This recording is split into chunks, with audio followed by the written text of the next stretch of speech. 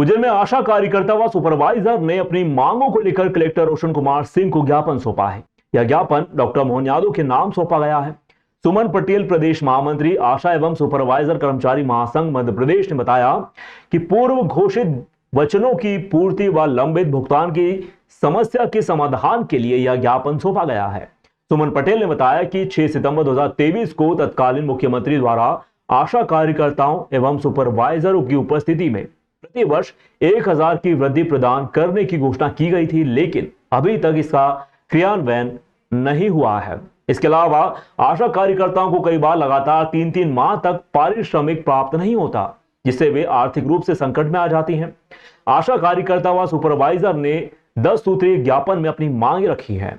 इनमें आशा कर्मचारियों को EPFO व ESIC के अंतर्गत लाना, सामाजिक सुरक्षा के तहत न्यूनतम वेतन प्रदान करना, कार्य के दौरान दुर्घटना व मृत्यु होने पर मुआवजा देना, अनुभवी आशा कार्यकर्ता कर्मचारियों को टीकाकरण प्रशिक्षण की व्यवस्था करना आदि शामिल है।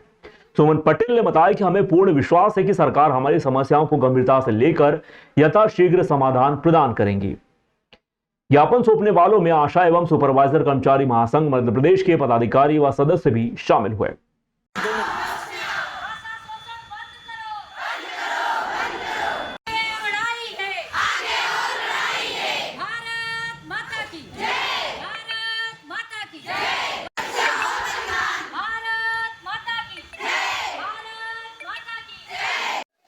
ये आज ज्ञापन हमने दिया है, पूरे प्रदेश में दिया है आज।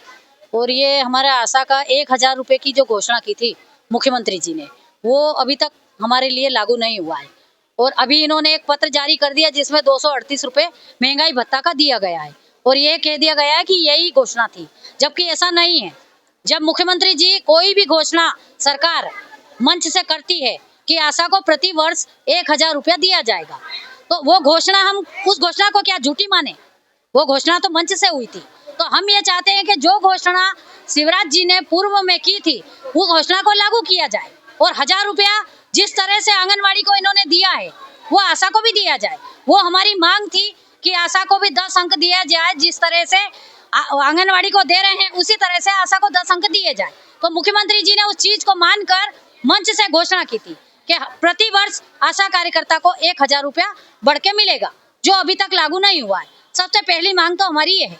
दूसरी मांग हमारी है कि जो आशा को 3-3, 4-4 महीने तक पैसा नहीं मिलता है, इसके कारण वो बहुत परेशानी में रहती हैं, क्योंकि उनके पास कोई और साधन नहीं है, सब गरीब अंचल से आती है।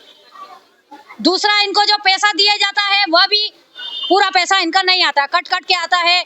कभी 10,000 दे दिए, कभी 5,000 दे दिए, कभी 2,000 दे दिए। इस चक्कर में आशाएं समझ ही नहीं पाती है कि कौन सा पैसा हमारा आया और कौन सा नहीं आया। तो हम सरकार से ये मांग करते हैं कि जो भी पैसा आशा का आता है वो एक मुश्त सारी राशि, प्रोत्साहन राशि कोई भी हो, उसका एक पेमेंट बने और एक मुश्त डले। कभी टीकाकरण का दे दिया, कभी डिलीवरी का दे दिया, कभी राज्य शासन का दे दिया, कभी केंद्र शासन का दे दिया, तो हमारी आशा तो एक तरह से गुमराह हो जाती है। अभी कितना वेतन मांग दिया जा रहा है आशा का?